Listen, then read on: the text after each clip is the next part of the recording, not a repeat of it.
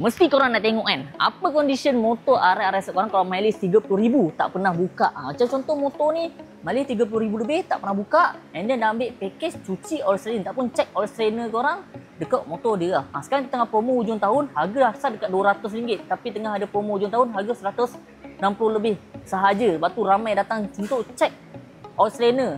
So apa yang kita buat untuk check oil strainer sebenarnya? Bukan setakat check oil strainer je, korang silap walaupun nama package check oil strainer. Okay, apa yang kita buat kalau buka belah clutch untuk package ni? First, kamu confirm lah, kita akan check korang punya clutch plate, iron plate. Macam condition motor ni, kita clutch plate dah start makan. Tapi boleh still pakai lagi lah. Tapi terpulang nak pakai ke tak pakai, terpulang. And then kita check kau punya housing clutch korang ni. Check, biasanya akan makan belah sini. Akan rasa bergeser tak pun berlekuk. Kalau makan apa jadi, motor korang akan slip lah. And then kita akan check apa? Korang punya benda yang paling korang takutkan, oil pump. Oil pump kita akan buka, bedah, check korang punya kipas korang makan tak makan, cala tak cala, bahagiannya batang sub ni. And then kita check korang punya oil pump. Biasanya akan cala belah dalam. Macam motor ni, dia dah start cala dah sebenarnya. Tapi still boleh pakai lagi, terpulang tahun tengah. Tapi dah start cala. Last, kita check korang punya oil strainer. Oil strainer kita tengok, ini condition dia. So kalau kita tengok condition dia dah start banyak habuk. Tapi ini condition okey, standard untuk motor mileage. Kalau standard macam ni lah, kalau tak ada apa-apa masalah, maksudnya motor ni tak pernah ada apa-apa masalah. Kecuali kalau masalah motor slip ke apa ke, akan jadi sumbat lah. And then yang paling penting lagi, kita akan check ni balancer korang.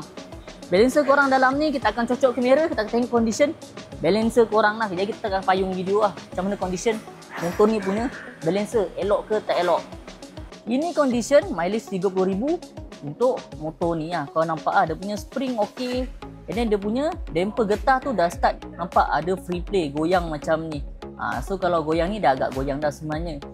So ini condition dia punya balancer. Ini motor ni kategori free play dia okey, tapi dah start banyak free play lah, dia punya damper getah tu sebenarnya. Tapi sebenarnya kalau ada free play tu normal sikit kalau untuk motor RS set ni, tak apa motor-motor RS yang baru. So ini package check oil strainer yang kita panggil. So korang masa mana pakai motor RS set tu, ini benda yang wajib korang buat untuk check. Sebab korang biasanya akan ada masalah balancer. So sebelum motor korang jam tengah jalan, kadang-kadang sampai pecah enjin tengah jalan sebab masalah balancer ni, datanglah buat package cuci oil strainer ni. Sebenarnya alang-alang sekali jalan semua kita check. Harga pun tengah murah, daripada 200 sekarang hingga 160 je harga. So boleh booking slot sekarang. So apa-apa kontak kita, tak ada masalah. Sekarang tengah panas, ramai berebut untuk register membership Dania Garage. Apa-apa, kelebihan dia gila. Setiap pembelian korang akan dapat diskaun RM10 pula tu. Bukan sekali pakai, tapi setiap pembelian. Dahsyat kan? Macam-macam benefit lagi. Kau dapat hadiah birthday, kau dapat point, and then kau dapat free gift ni. Macam-macam lagi. So bergantung pada terma dan syarat lah. So jadi register membership Dania Garage sekarang, banyak benefit untuk korang.